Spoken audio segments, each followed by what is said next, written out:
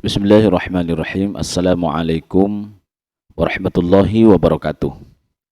Alhamdulillahilladzi hadana lidinihi alladzi akmalahu wartadahu wassalatu wassalamu ala nabihi sayyidina Muhammadin alladzi jitabahu min khalqihi wastafahu wa ba'du. Ila hadratil Mustafa Muhammadin sallallahu alaihi wasallam wa mu'allif hadzal kitab al-Imam Abdul Rahim bin Abdul Rahman. Al-Fatihah. أعوذ بالله من الشيطان الرجيم بسم الله الرحمن الرحيم الحمد لله رب العالمين الرحمن الرحيم مالك يوم الدين إياك نعبد وإياك نستعين اهدنا الصراط المستقيم صراط الذين أنعمت عليهم غير المغضوب عليهم ولا الضالين آمين. وقال المصنف رحمه الله تعالى ونفعنا به وبعلومه في الدارين آمين. Alhamdulillah para mustami'in, kita akan melanjutkan baca kitab kita atau pembelajaran kita tentang bagaimana malaikat maut ini datang kepada seorang hamba yang hendak dicabut nyawanya. Yang sebelumnya itu adalah video sebelumnya membahas tentang bagaimana Allah menciptakan maut yang kemudian dipasrahkan kepada malaikat Israel sebagai tugasnya di malaikat ya, sebagai malaikat Israel yang mempunyai tugas untuk mencabut nyawa. Nah, kita akan membahas tentang bagaimana seorang malaikat Israel ketika ingin mencabut nyawa seorang hamba. Bismillahirrahmanirrahim. Al-yauma ji'tu ilaika li'aqbida ruhaka. Al-yauma, pada hari ini, kata malaikat Israel, ji'tu, aku telah datang ilaika kepadamu wahai hamba Allah. Li'aqbidah, untuk merenggut, mencabut ruhaka, kepada ruhmu. Jadi malaikat Israel itu datang sebelum langsung mencabut nyawa dari seorang hamba. Ya. Kemudian fa'idha sami'a bihi syakhsu hawwala wajahahu ilal ha'iti. Fa'idha sami'a, dan tatkala mendengar, bihi, dengan ucapan malaikat Israel, asyakhsu, seorang hamba yang ingin dicabut nyawanya, hawwala wajahahu, maka dia memalingkan. Siapa yang memalingkan ini? Orang atau hamba tersebut yang ingin dicabut nyawanya oleh malaikat Israel. Wajahahu, ia palingkan wajahnya, ya, ilal ha'iti, kepada tembok. Dia palingkan karena dia tidak mau, atau karena takut, atau karena belum siap terhadap apa yang menjadi bekal bagi dirinya. Fayara malakal maut, fayara, maka melihat siapa orang syakhs, seorang hamba yang mau dicabut nyawanya, malakal mauti, kepada malaikat maut, qaiman, dalam keadaan berdiri. Jadi bisa melihat tetap, meskipun dia palingkan wajahnya, tetap bisa melihat malaikat Israel dalam keadaan berdiri siap untuk mencabut nyawa seorang hamba tersebut. Baina yadaihi, bahkan dia melihatnya di depannya, meskipun kepala seorang hamba itu ia palingkan, wajah seorang hamba itu ia palingkan ke kiri, tetap saja malaikat Israel itu tetap terlihat berada di depannya. Fayuhawilu wajahahu ilal janibil akhara. Fayuhawilu, maka kemudian memalingkan syakhs, orang hamba, ya, wajahahu, pada wajahnya ia, ilal janibil akhara, pada sisi yang lain. Fayara malakal maut, maka dia tetap melihat malaikat maut, baina yadaihi, di hadapannya, qaiman, dalam keadaan kondisi tetap berdiri siap untuk merenggut nyawa seorang hamba tersebut. Fa yaqulu malakul maut, maka kemudian berkata malakul maut, siapa malaikat maut, alam ta'rifni, apakah engkau tidak mengenalku? Kata malaikat maut kepada hamba yang ingin dicabut nyawanya. Anah malakul maut, saya ini adalah malaikat maut. Alladzi qabattu ruha walidaik. Alladzi, orang atau malaikat, qabattu, yang telah mencabut siapa saya, ruha walidaika, pada ruh kedua orang tuamu. Wa anta tanduru ilaihima, sedangkan engkau melihat ilaihima, terhadap kedua orang tuamu saat dicabut nyawanya. Walam tanfa'huma, dan engkau tidak mengambil manfaat huma, pada kejadian yang tadi. Ya. Jadi karena seorang hamba ini yang ingin dicabut nyawanya ini memalingkan wajahnya ke kanan ke kiri, tetapi tetap melihat malaikat maut, Maka malaikat maut ini menyampaikan, engkau ini nggak tahu sama saya apa ya? Nah, modelnya kalau kasar begitu ya. Saya itu adalah sosok yang telah mencabut ruh kedua orang tuamu. Sedangkan engkau melihat kejadian itu. Kejadian saat orang tuamu itu dicabut ada di situ. Kamu melihat walam tanfa'huma, tapi engkau tidak mengambil ibrah, tidak mengambil manfaat dari kejadian itu. Bahkan engkau tidak merasa, engkau pun akan merasakan apa yang terjadi kepada kedua orang tuamu. Al-yawmu akhidhu ruhaka. Al-yawma pada hari ini akhidhu, aku akan mengambil, merenggut ruhaka akan ruhmu. Maka hamba tadi disampaikan, nih sekarang tak ambil ruhmu ya. Sekarang saya cabut nyawamu. Hatta yanzuru auladaka, sehingga melihat auladuka, siapa anak-anakmu, wa aqribauka, para kerabatmu, wa rufaqauka, dan teman-temanmu. Hatta yantasihu minkal yauma, hingga mendapatkan nasihat atau pelajaran minka darimu al yauma, hari ini. Sekarang kan kamu tahu, setelah saya sampaikan bahwa saya itu telah mencabut ruh kedua orang tuamu, saya akan mencabut ruhmu, sehingga bisa anak-anakmu, kerabatmu, teman-temanmu bisa melihat kamu saat dicabut ruh, saat sakaratul maut, sehingga bisa mengambil manfaat atau pelajaran di hari di mana engkau dicabut pada kesempatan hari ini. Wa ana malakul maut, dan saya adalah malaikat maut. Alladzi qad afnaitu, yang mana saya telah membinasakan, minal kuruni, dari masa-masa al-madiyati, yang telah lalu. Man huwa, kepada orang, huwa, di mana orang tersebut, aktsaru, lebih banyak kekuatanmu, mingkah darimu.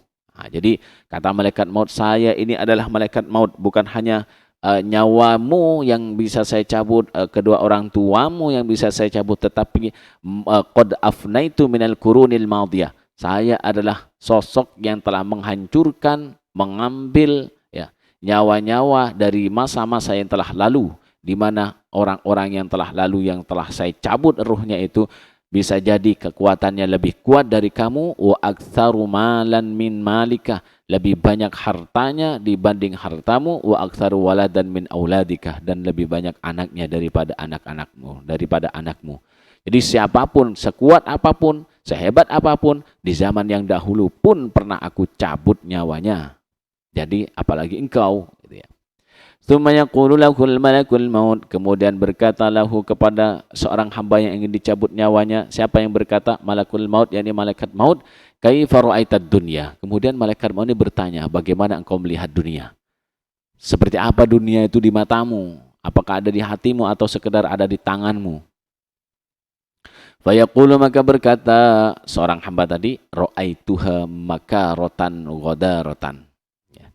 Ra'aituha, saya melihat dunia itu makaratan, tempat tipu daya, ghadaratan, dan pengkhianatan. Melihatnya seperti itu, percaya tidak malaikat maut? Ntar dulu. Dari jawaban seorang hamba ini, malaikat maut tidak mau begitu saja percaya. Kemudian apa yang terjadi? Tsumma yakhluqullahu ta'ala ad-dunya. Tsumma, kemudian yakhluqu, menciptakan Allahu ta'ala, siapa Allah ta'ala? Ad-dunya, kepada dunia, ala suratin, pada satu bentuk. Jadi dicoba dunia itu sebagai media, ya, media untuk apakah benar seorang hamba ini menganggap dunia itu sebagai makaroh ghadarah. Kotoran, pengkhianatan, tempat tipu daya. Benar enggak dia menganggap dunia itu seperti itu, sehingga dia tidak menyukai dunia? Fataqulud dunya, maka berkata dunia, apa dunia? Ya asi, wahai orang yang durhaka. Oh, ternyata sudah langsung disebut sebagai asin, orang yang durhaka, kata dunia. Ama tastahi, apakah engkau tidak malu? Anta adnabtaita fid dunya, engkau telah selalu berbuat dosa fid dunya, di dunia. Walam tanma walam tamna, dan engkau tidak mencegah nafsakah, kepada jiwamu, anil ma'asi, dari berbagai maksiat. Kau enggak malu apa? Di dunia kamu selalu berbuat maksiat, ya. Berarti kemaksiatan tersebut karena tipu daya dunia itu. Sedangkan engkau menganggap dunia adalah tempat tipu daya dan tempat pengkhianatan. Tapi kenapa engkau bermaksiat di situ? Berarti kan karena cinta kepada dunia. Dan engkau tidak bisa mencegah jiwamu terhadap perbuatan-perbuatan maksiat. Innaka talabtani, sungguhnya engkau telah mencariku, kata dunia. Dulu kamu mencari saya. Wa ma talabtukah, dan saya tidak mencarimu. Senang terhadap saya, kata dunia. Hingga engkau banyak bermaksiat dengan cara-cara yang tidak baik engkau dapati dunia, atau engkau dapati aku, kata dunia. Walam tufarriqu baina halalin wa haramin, dan engkau tidak bisa membedakan sama sekali baina halalin, antara hal yang haram, wa haramin, dan haram. Jadi dia lakukan bagaimana untuk bisa mendapatkan saya, kata dunia. Apapun yang engkau lakukan adalah sesuatu yang tidak menjadi bahan pikiran untuk kedepannya. Apakah yang saya dapati ini, dunia ini halal atau haram? Donantu annaka la tufariqud dunya. Donanta, engkau berprasangka, innaka sungguhnya engkau, annaka sesungguhnya engkau, la tufariqu tidak akan berpisah dunia terhadap dunia. Sehingga saat saya engkau dapati, engkau tuh punya prasangka bahwa saya sebagai dunia tidak akan berpisah denganmu. Fa ini bari'atun, sekarang saya bebas karena engkau harus berpisah dengan dunia. Saya bebas, kata dunia. Fa ini bari'atun, saya bebas. Minka, darimu. Wa min amalika, dan dari amalmu. Wa yara ma lahu qad waqa'a fi milki ghairihi. Wa yara, dan melihat siapa seorang hamba yang dicabut nyawanya itu, malahu terhadap hartanya. Qad waqa'a, sungguh telah jatuh fi milki ghairihi, di kepemilikan orang lain. Nah, ini contohnya. Engkau mencari saya dan engkau menyangka bahwa saya atau engkau sama saya tidak akan berpisah. Akan kebawa terus. Sekarang kan saya bilang apa? Saya wis bebas sekarang. Dan kamu melihat bahwa dunia atau harta, ya, uang yang kamu bawa ternyata menjadi milik orang. Ya jelas, karena ketika hamba itu mati, pasti jatuh kepada ahli warisnya. Fayaqulul malu, maka harta berkata, tadi dunia berkata, sekarang masalah harta. Hartanya ini berkata, ya asi, wahai orang yang durhaka, kasabtani bighairi haqqin, engkau mencariku bighairi haqqin, tanpa hak, tanpa dengan cara yang benar. Walam tusarrifni, dan engkau tidak mempergunakanku. Walam tatasaddaq, dan engkau tidak mensedekahkan bi kepadaku atau sebab aku. Alal fuqara, atas orang-orang fakir, masakin, dan orang-orang miskin. Al-yaum qad waqa'at, al-yauma, pada hari ini, qad waqa'tu, sungguh aku telah jatuh fi milki ghairika, pada kepemilikan orang lain. Sekarang karena engkau sudah harus dicabut nyawamu, maka qad waqa'tu fi milki ghairika, saya akan menjadi milik orang lain, kata dunia, kata apa? Harta tadi. Wa dzalika qauluhu ta'ala, dan hal tersebut didukung dengan firman Allah Subhanahu wa taala, yauma la yanfa'u malu wa la banun. Yauma, pada hari ini, di hari, ya, la yanfa'u, tidak akan bermanfaat, malun, harta, wala banun, dan juga anak keturunan, illa, kecuali akan bermanfaat, man atallah, orang ata yang datang, siapa orang Allah, kepada Allah, biqalbin salim, dengan hati yang bersih. Ini terdapat dalam Quran surah Asy-Syu'ara, surat ke-26 ayat 88 hingga 89. Ini bahwasannya, ingat, la yanfa'u malun wala banun. Jadi apapun yang kita miliki ini tidak akan bermanfaat illa man atallah biqalbin salim, kecuali akan datang kepada orang, kecuali kepada orang, ya, akan bermanfaat kepada orang yang datang dengan hati yang bersih, ya. Fayaqulu, kemudian Allah Subhanahu wa taala juga berfirman, kemudian berkata, ini orang yang yang ingin dicabut nyawanya, ya. Rabbirji'uni la'alli a'malu salihan fima taraktu. Fayaqulu, maka berkata dia, Rabbi, ya Tuhanku, irji'uni, kembalikan aku, la'alli, semoga aku amalu, bisa mengamalkan salihan, amalan yang soleh, fima, yang selama ini, fima dalam amalan maksudnya, taraktu, yang telah aku tinggalkan. Jadi dia sudah menyesal saat ia sakaratul maut, dia menyesal, ya Allah, kembalikan aku, Atau bahkan ini telah yang sudah meninggal wafat ya. Ya Allah kembalikan ya, kembalikan aku. Saya akan coba beramal ya, beramal soleh terhadap apa yang telah aku tinggalkan dulu. Waktunya sholat ya tidak sholat gitu ya. Waktunya sedekah enggak sedekah gitu. Fayaqulullahu ta'ala, kemudian Allah subhanahu wa ta'ala berfirman dengan jawabannya, idza jaa ajaluhum la yastakhiruna sa'atan wa la yastaqdimun. Idza jaa tatkala datang ajaluhum ajal mereka la yastakhiruna tidak akan bisa dimundurkan sa'atan sesaat pun wa la yastaqdimuna dan juga tidak akan dimajukan. Tsumma ya'khudhu ruhahu, kemudian malaikat Israel itu mencabut merenggut ruhahu akan ruh hamba itu. In kana mu'minan, jikalau hamba tersebut mukminan adalah orang mukmin ala sa'adah, maka dia akan mendapat keberuntungan. Wa in kana kafiran, dan jikalau seorang hamba itu kafiran, ialah kafir au munafiqun atau munafik. Orang itu kafir, munafik, ala syaqwah, maka dia dalam kecelakaan.